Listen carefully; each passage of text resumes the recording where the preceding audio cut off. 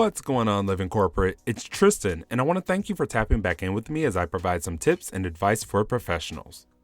This week, let's talk about what you should always keep in mind when writing your resume. The key to writing an effective resume is to keep your audience in mind. There are two audiences you're creating this document for. The first is the applicant tracking system, and the second is recruiters and hiring managers. When it comes to the applicant tracking system, or ATS, we know that it scans your resume. We often talk about that in the context of having the right keywords, which is incredibly essential, but the first thing you need is a format that can actually be scanned by the ATS. If you use a format that isn't ATS optimized, it may kick you out before human eyes can ever see your resume.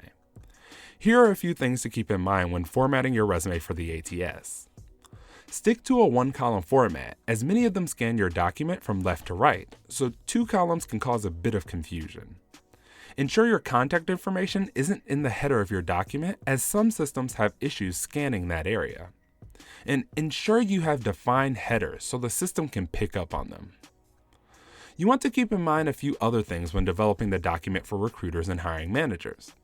In addition to all the formatting stuff we just talked about for the ATS, make your contact information easily accessible. Infuse a small pop of color throughout the document to help it stand out, but don't go overboard. You want to use formatting to help guide the recruiter and hiring manager through your document while scanning, so ensure consistency in your text format. For example, if you bold one job title, you should bold them all. Also, keep your experience in a bullet format rather than a paragraph, as it makes the content easier to digest.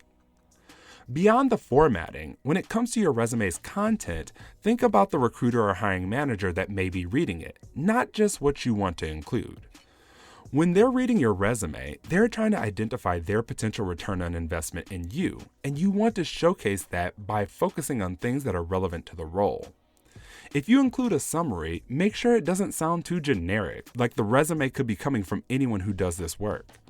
Try to rewrite some of your bullet points to move from task-based statements to accomplishment or value-based statements. This will help showcase your potential contributions if they brought you onto the team. When we write resumes, we often write them solely from the perspective of what we want to highlight and how we want it to look. If you take a moment to step outside your perspective and revise your document based on what a recruiter or hiring manager wants to see, you'll more than likely land more interviews. Thanks for tapping in with me this week. This tip was brought to you by Tristan Layfield Resume Consulting. Check us out on Instagram, Twitter, and Facebook at Layfield Resume, or connect with me, Tristan Layfield, on LinkedIn.